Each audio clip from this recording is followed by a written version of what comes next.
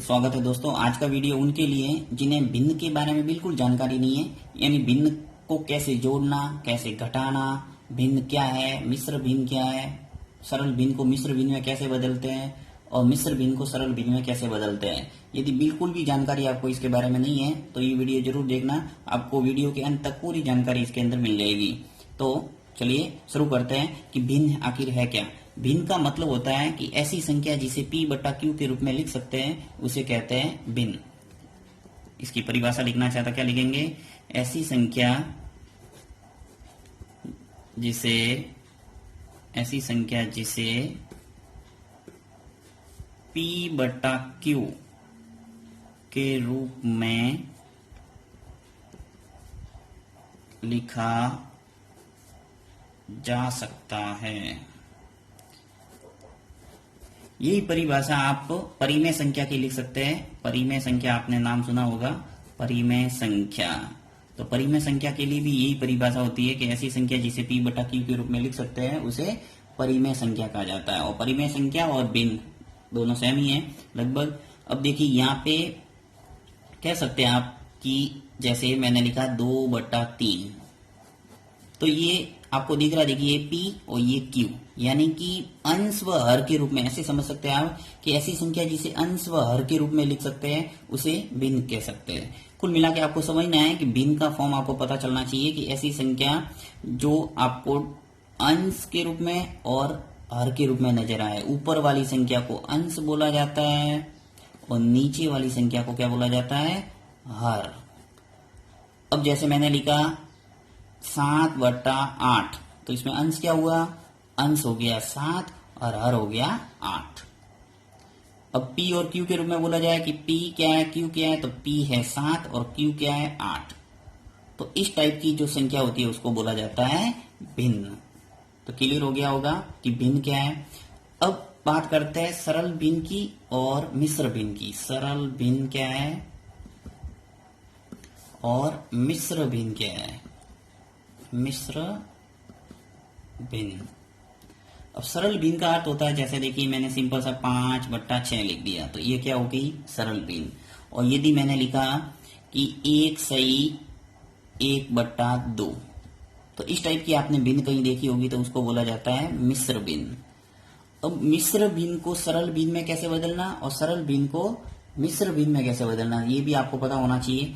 चलिए अपन एक एग्जाम्पल देखते हैं, इसके अंदर दोनों को सीखते हैं। कि मान लो ये मिश्र भिन्न है, जैसे मैंने चलो 1/1/2। अब इसको पढ़ने का भी आपको पता होना चाहिए कि 1/1/2 इसको इस ढंग से पढ़ा जाएगा। अब मिश्र भिन्न को आपको सरल भिन्न में बदलना है। जैसे मैंने लिखा 1/1/2, ये मिश्र भिन्न है और इसको मैं किस में बदल रहा हूँ? सरल भिन्न में, यानी इस रूप में बदल रहा हूँ। तो उसके लिए क्या करना है आपको? ये जो नीचे वाला यानी हर है, इस हर का गुणा इस पूर्णांक से करना है। ये पूरी संख्या है और ये आधी संख्या है, तो 2 का गुणा इस 1 से करना है। तो कितने हो गए? 2। और 2 को इस ऊपर वाले में जोड़ना है, तो ऊपर वाला 2 और 1 मिलके कितने हो गए? 3। तो 3/2। तो ये हो गया इसका क्या? सरल रूप, यानी सरल भिन्न या सामान्य भिन्न, ये दोनों सेम ही है। तो ये हो गया सामान्य सरल भिन्न और ये क्या कहलाती है? मिश्र भिन्न। अब चलिए इसको वापस इसी को मैं आपको बताता हूं ताकि ये आपके क्लियर हो जाएगा। अब 3/2 है, 3/2 ये क्या हुई? सरल भिन्न। इसको मैं किस में बदल रहा हूं? मिश्र भिन्न में। तो मिश्र भिन्न में बदलने के लिए आपको देखिए भाग देना पड़ेगा, यानी 3 के अंदर 2 का भाग देना है। तो चलिए अपन भाग देते हैं। 3 के अंदर 2 का भाग देंगे तो क्या आ जाएगा? 2 एकम 2, एक बार गया और नीचे आ जाएंगे 2। साधारण भाग देना आता ही होगा आपको। अब 3 में से 2 गया तो क्या बचा? 1। अब आपको करना क्या है? ये जो पूर्णांक है वो पहले लिखना है, फिर जो शेषफल आता है नीचे वो ऊपर लिखेंगे और फिर जो जिसका भाग देते हैं वो इसके नीचे लिखना है, यानी 1/1/2 इस ढंग से इसको लिखा जाएगा। चलिए एक एग्जांपल और देखते हैं जिससे आपके ये मिश्र भिन्न में लिखने का तरीका समझ में आ जाएगा। एक एग्जांपल लेते हैं अपन, चलिए 6 ले लेता हूं 4। 6 में मान लो 4 का भाग देना है तो क्या करेंगे अपन? मैं भाग देता हूं 6 और यहाँ ले लिया 4। तो कितनी बार जाएगा भाग, 4 एकम 4, एक बार, नीचे क्या आ गया 4। तो अब 6 में से 4 गया तो कितना बचा 2। अभी कैसे लिखेंगे इसको, ये पूरा भाग गया एक बार तो 1 लिखेंगे, फिर शेषफल बचा 2, इसको 2 को ऊपर लिखा जाएगा, बट्टे का निशान लगाना है, और ये 2, और जिसका भाग देते हैं वो इसको नीचे लिखना है, ये 4।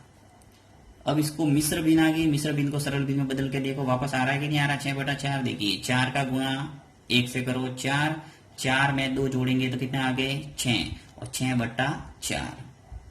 तो इस टाइप की ये जो बेसिक बातें हैं ये आपको आनी आवश्यक है, क्योंकि जब बड़े बड़े प्रश्न करते हैं तो इस टाइप की बातें अधिकतर लसप मसप के अंदर जब सवाल करते हैं तो बीच में आती रहती है, तो उनको आपको आना चाहिए, तभी आप उन सवालों को समझ सकते हैं।